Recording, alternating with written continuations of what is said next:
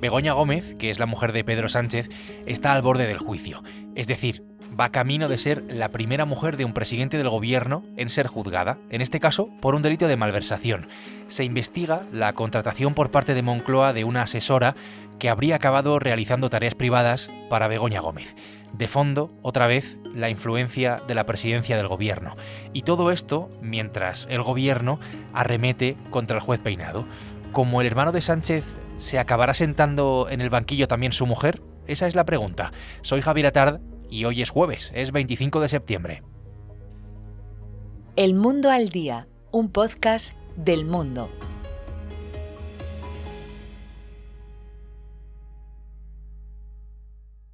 Es curioso porque tan solo un día después de que la audiencia de Badajoz enviara a juicio a David Sánchez Pérez Castejón, conocimos que Begoña Gómez puede correr la misma suerte que el hermano del presidente. Hermano y mujer de todo un presidente del gobierno, no ya investigados, sino procesados.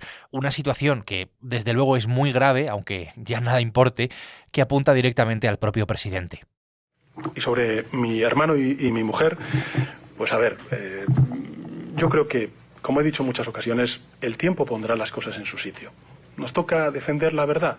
Pues defenderemos la verdad, y la verdad es que mi hermano y mi mujer pues son inocentes. Sánchez sostiene que ambos son inocentes, pero la justicia dirá. Como ayer analizamos aquí la situación del hermanísimo, como decían los correos de los responsables de los conservatorios de Badajoz, antes incluso de que se hicieran públicos los nombres de los candidatos a esa plaza de coordinador, hoy quiero entender bien lo que está pasando con Begoña Gómez. Mi compañero Manuel Marraco es periodista de tribunales de este periódico, del Mundo. Hola Manuel, ¿qué tal? Hola Javier, ¿qué tal? ¿Decir cuál es su nombre y apellidos? Sí, María Begoña Gómez Fernández. ¿Quiere prestar declaración o prefiere acogerse a su derecho a no declarar? Sí, voy a responder a las preguntas de mi abogado. Exclusivamente. Sí. Muchas gracias, señor. Explícame, Manuel, la situación y lo que ha pasado en las últimas horas, porque Begoña Gómez está, insisto, al borde del juicio, pero ¿cómo es esto exactamente? Hay una vista el próximo sábado, sí, el sábado, que parece que lo que tiene que pasar ahí es lo que precipita, digamos, esta situación.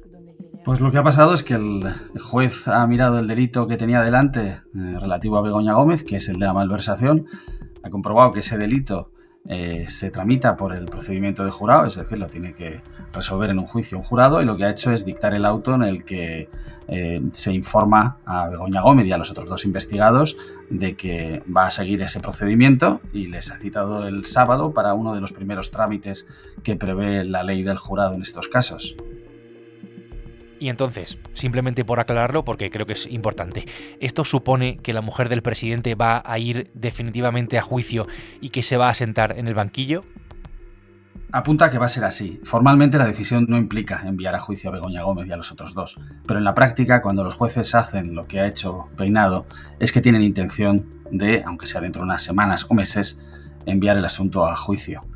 El sábado lo que sucederá es que se reunirán acusaciones, defensas, juez y fiscal, expondrán todos sus pareceres, dirán si consideran necesarias nuevas diligencias, y el mismo sábado, o más probablemente unos días después, el juez Peinado dirá si sigue adelante con la causa. No será una decisión final, todavía quedará algún trámite más, pero de momento le dará otro impulso.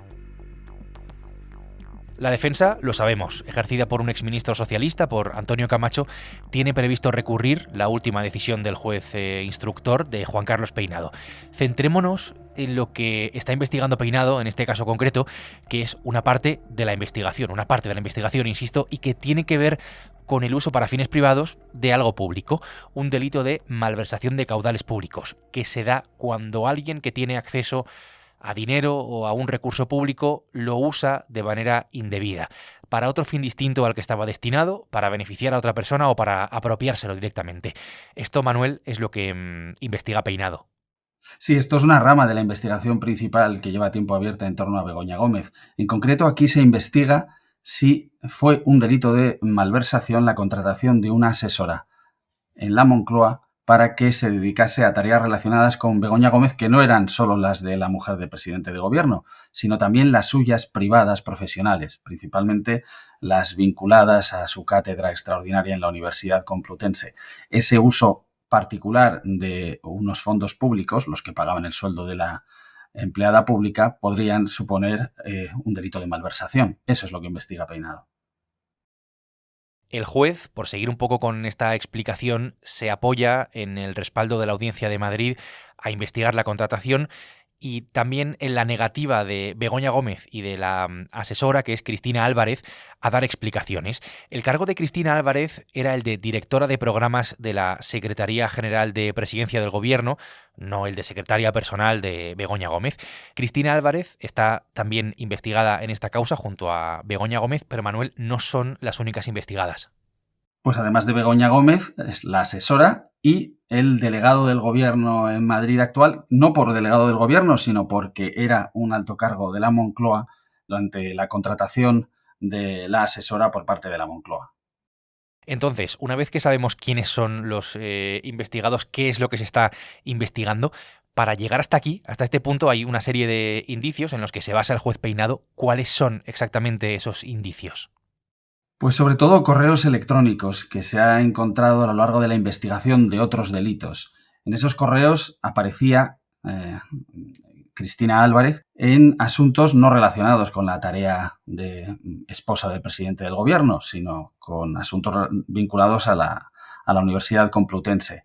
Aparecía esta Cristina enviando correos, recibiendo correos, y sobre todo un correo que han resaltado en la instrucción tanto el juez como la audiencia provincial, en el que de parte de Begoña Gómez su asesora pedía a un patrocinador de la cátedra que reconsiderase su decisión de dejar de aportar fondos y que aunque fueran menos dinero, siguiera con ellos.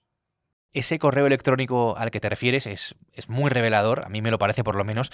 En él dice Álvarez textualmente: me dice Begoña que te traslade que le encantaría que sigáis como patronos de la cátedra, aunque sea con una cantidad inferior, dispuestos a colaborar con vosotros en lo que necesitéis.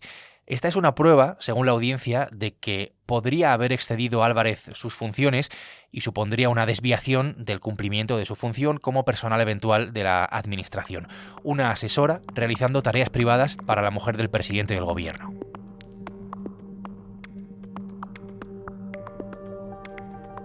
También hay que decirlo, esta situación no es nueva, o mejor dicho, sí es nueva porque sería la primera mujer de todo un presidente del gobierno en ir a juicio, pero el vínculo políticos, familia y abuso de poder es bastante viejo. Alfonso Guerra, sin ir más lejos, acabó cayendo por un escándalo con su hermano, Alfonso Guerra, vicepresidente del gobierno, con Felipe González. De esto saben mucho y bien los Pujol, la familia Pujol, la sagrada familia del nacionalismo catalán, con todos sus miembros, digamos, implicados en su corrupción. O Ana Mato, ministra del Partido Popular, con Rajoy, que acabó imputada por el escándalo de su marido, o el propio Luis Bárcenas y su mujer, o la infanta Cristina incluso, más allá de la política, y su marido Iñaki Urdangarín. Una imputada, el otro en la cárcel, por recordar simplemente algunos casos que, como este, acabaron en juicio. El juicio a Begoña Gómez, Manuel, va a ser conjurado. Esto es una cuestión que siempre plantea cierta polémica y ciertas dudas. ¿Por qué exactamente conjurado y cómo afecta eso al juicio? Bueno, en el año 95 se recuperó, que lleva muchas décadas sin estar entre nosotros, la figura del jurado, muy polémica y muy debatida, no todo el mundo es partidario. Su artículo 1 dice que hay una serie de delitos que se deben juzgar por el procedimiento del jurado y uno de ellos es el de la malversación cuando está cometida por funcionarios o empleados públicos en el ejercicio de su cargo. El juez considera que este debe ser el caso y lo que supone es que, bueno, si finalmente confirma, como parece, que lo quiere enviar a juicio, se elegirá por sorteo a 9 personas que escucharán acusaciones y defensas en un juicio y que tendrán que responder a una lista de preguntas que les dirá el magistrado presidente sobre los hechos que se consideran probados o no y sobre quiénes son los autores o no de esos hechos, los responsables o no de esos hechos. En este caso, estamos hablando del asunto de la malversación, pero no podemos olvidar que no es el único asunto que tiene que ver con Begoña Gómez y que se está investigando. Hay otros que se investigan sobre la mujer del presidente, digamos, en la causa principal. ¿En qué punto está, Manuel, todo el resto de cosas que afectan a Begoña Gómez? Esa parte está todavía en fase de investigación. Falta por llegar información, por elaborarse informes y se centra en 2 aspectos fundamentales. Uno es la relación de Begoña Gómez con un empresario, Barrabés, que a su vez le había ayudado a montar tanto su máster como su cátedra. a favor de ese empresario firmó Begoña Gómez, recordaremos, esas cartas de recomendación que iban dirigidas a una persona que era nombrada por su marido. Y la otra rama de la investigación principal es la que ha derivado en la tarea de Begoña Gómez en la Universidad Complutense, en su cátedra en concreto, en cómo actuó respecto a un software de esa cátedra, que por tanto era un software de la universidad pública, que fue abonado o pagado por empresas privadas y que no tuvo que pagar ella, y sin embargo se investiga si ella intentó apropiárselo. Buenos días. La instrucción que está practicando el juez Peinado se va a estudiar a partir de esta fecha en todas las facultades de Derecho de nuestro país. Muchas gracias. Antes, al principio, hemos escuchado al presidente del gobierno, desde la ONU, desde Nueva York, hablar de los jueces, criticando la decisión de Juan Carlos Peinado. El presidente del gobierno lleva una estrategia de señalamiento directo a los jueces, pero es verdad que cada vez que el juez Peinado da un paso, pues se genera un revuelo tremendo. Manuel, ¿por qué tanta polémica con esto? Aunque tampoco sé si era, digamos, inevitable. Bueno, no sé, yo creo que una causa a la esposa del presidente del gobierno hubiera sido polémica o causa de revuelo, aunque hubiera recaído en el instructor más gris de Plaza de Castilla, que no ha sido el caso. Es cierto que el gobierno acusa a Peinado de prevaricación directamente y de ser un caso de lawfare.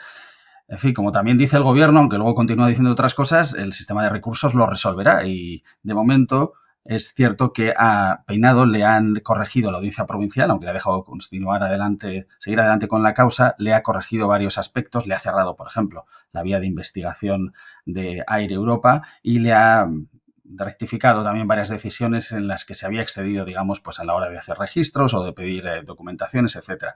Entonces, eso ha facilitado, desde luego, que se viertan críticas del entorno del gobierno, pero como digo, yo creo que cualquier juez estaría ahora inmerso en una polémica si investigase a la mujer de un presidente de gobierno. Pues Manuel, gracias por esta conversación, gracias por ayudarnos a entender mejor todo lo que hay detrás de este caso. Gracias a ti, encantado. Manuel Marraco ha hecho posible hoy este episodio del Mundo al Día, un podcast que puedes escuchar todos los días en la web del Mundo, en elmundo.es, en las principales plataformas de audio en las que tienes la opción de suscribirte y también a través de la radio digital. Mañana viernes, más El Mundo al Día. Has escuchado El Mundo al Día, un podcast del Mundo.